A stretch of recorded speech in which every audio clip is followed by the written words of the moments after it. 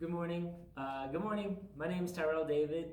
I'm from Farmington, New Mexico. I'm a full-blooded Navajo, and I work here at Q-Tips Nursery. And I want to show you how to plant some seeds. How we're going to start is you're going to get your seed pod in one of your packages, and when you take your seed pod, you want to fill it up with a little bit of water and whatever it is that you want to use. You kind of drop it in there, and you're gonna let that guy soak up for an hour or two, maybe two or three.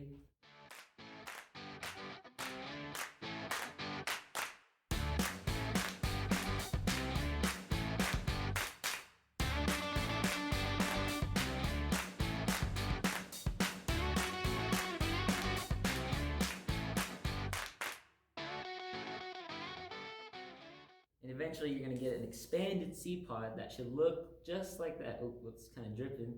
But it should look just like that after about 2 to 3 hours. And once you get it to that size, you wanna take your seed. And what we're gonna be planting today, what you're gonna probably be planting, is gonna be the Chiba green beans. And they're pretty big, so we're gonna probably stick with one. But depending on whatever it is you grow or whatever it is you plant with, depending on the size, you might wanna go for 2 to 3 or 3 to 4. And you want to take your seed, and whenever you plant it, just kind of give it a nice good shove in there, and then make sure it's nice and covered. And we're gonna put it back somewhere nice and warm and secluded, and kind of like give it that green, warm greenhouse effect. So after like 2 to 3 weeks or 4 weeks, you would come back to your seed pods, and you should probably see something like this. This guy is showing some green, some foliage right there. And then after it gets to about that point and it starts to show some seed and some green, then you want to take your bag, which is going to be provided in your sacks, and this is going to be your expanding soil. So you're going to take your fiber pot next, and this is what their seed pod is going to go. So you're going to take some of your soil and kind of cover the bottom of the pod, and then next you're going to take your pod and then plant that pod. Yeah.